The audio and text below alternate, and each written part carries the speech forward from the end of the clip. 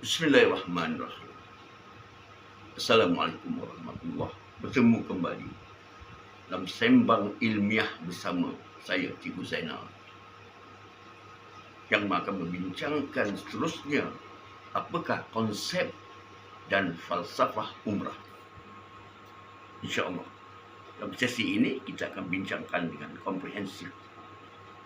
Kita akan menyentuh topik kita pada hari ini, iaitu komponen yang sangat penting dalam konsep umrah itu, iaitu bertawaf. Ya. Apa maksud bertawaf? Bertawaf ialah perbuatan berjalan mengelilingi Kaabah atau Baitullah sebanyak 7 pusingan mengikut syarat-syaratnya. Ya. Berjalan mengelilingi Baitullah atau Kaabah Al-Musyarrafah sebanyak 7 pusingan mengikut syarat-syaratnya yang kita akan bincangkan secara komprehensif dalam pertemuan kita yang akan datang. Ya.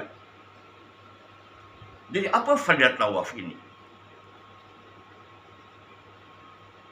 Fadilat tawaf ini banyak fadilat. Apabila seseorang keluar untuk bertawaf, dia telah masuk dalam rahmat Allah. Ya. Kemudian apabila dia memulakan tawafnya, dia pergi ke penjuru Hajar Aswad, dia akan memulakan tawafnya dengan lafaz Bismillah, Allahu Akbar, walillahil hamd. Dengan setiap langkah yang diatur, yang diangkat dan diletakkan, Allah akan catat untuk dia 500 kebajikan, ya, berupa pahala. Allah akan hapuskan 500 kejahatan berupa dosa, dan Allah angkat 500 darjat. Besarnya fadilat tawaf ini. Dalam umrah kita ada 3 jenis tawaf. Yang pertama, tawaf rukun, yang kita lafazkan bersama niat nawaitul umrah wa ahramtu biha lillahi ta'ala. Saja aku mengerjakan umrah dan berihram aku dengannya kalau itu tawaf rukun. Dan kita ada tawaf sunat yang boleh kita buat bila-bila masa. Dan yang ketiga, tawaf bidah, iaitu tawaf perpisahan, sekali saja sebelum kita berangkat pulang ke tanah air. Ya. Jadi Allah catatkan bagi setiap langkah tawaf itu, ya, 500 kebajikan berupa pahala. Allah angkat atau hapuskan 500 kesalahan, kejahatan, keburukan yang kita lakukan, dan Allah angkat 500 darjat bagi setiap langkah. Bayangkan kalau kita beribu-ribu langkah, bayangkan berapa banyak pahala yang Allah beri pada orang-orang yang bertawaf. Jadi tawaf ini ialah lubuk pahala bagi orang yang mengetahui. Dan tawaflah yang memberi pahala yang paling banyak kepada kita sepanjang kita melakukan umrah. Justru, ya, kita jangan lupa untuk melakukan tawaf sebanyak-banyaknya, terutama tawaf sunat, yang kita akan bincangkan dengan cara lebih detail dan komprehensif di dalam episod akan datang. Ini dia gambar orang bertawaf Baitullah dan jemaah tetamu Allah Beautiful Rahman bertawaf. Ya. Okey. Jadi tawaf ini, bila kita tutup tawaf kita itu, selepas kita tawaf, kita tutup dengan solat sunat tawaf di belakang makam Ibrahim. Sebaik selesai kita solat sunat tawaf, kita telah terkeluar dari dosa-dosa kita, persis bayi yang baru lahir. Besarnya fadilat tawaf bagi orang yang tahu. Dan untuk tahu, kita kena belajar. Kita kena mengikuti kursus-kursus yang mantap sebelum kita menjadi tetamu Allah.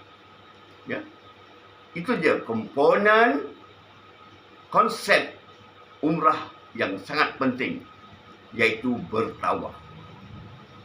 Dan kita ada lagi satu konsep yang akan ini dah fadilat tawaf, ya.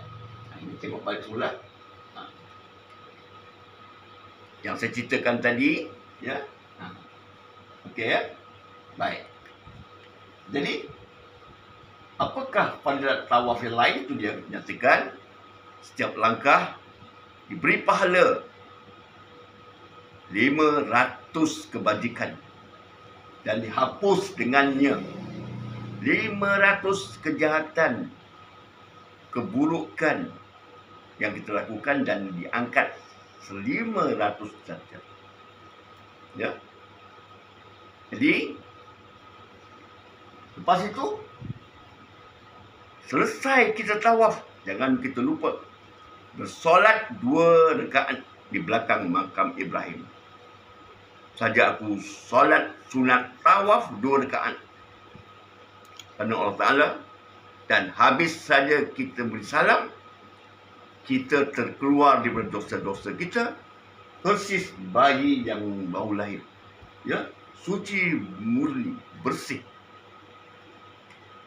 Itulah dia pada bakal tamu Allah. Ya, sedikit tentang tawaf. Jadi tawaf ini memberikan kita kelebihan yang sangat besar sepanjang kita melakukan ibadat umrah itu. Boleh dikatakan tawaf ini lubuk pahala. Jadi jangan kita lupa. Yang kita ambil sambil lewa dengan rezeki yang Allah kurniakan kita untuk menjadi tamu Allah, mengerjakan umrah atau haji. Jadi sekian perkongsian kita kali ini. Perkongsian santai, ilmiah, semata-mata untuk membantu, memberi kesedaran kepada para bakal-bakal tetamu Allah dalam ibadah haji atau umrah, supaya melaksanakan setiap tuntutan, konsep dan falsafah umrah itu dengan sebaik-baiknya, seoptimumnya, semaksimumnya. Semoga dengan usaha kita itu, kita mendapat umrah yang mabrurah, umrah yang super air, umrah yang mabrurah, yang Allah terima sebagai satu ibadah yang diredainya dan yang layak diganjarinya dengan surga Jannatun Naim. Wallahu a'lam bishawab. Assalamualaikum. Semoga kita berjumpa lagi dalam siri yang akan datang.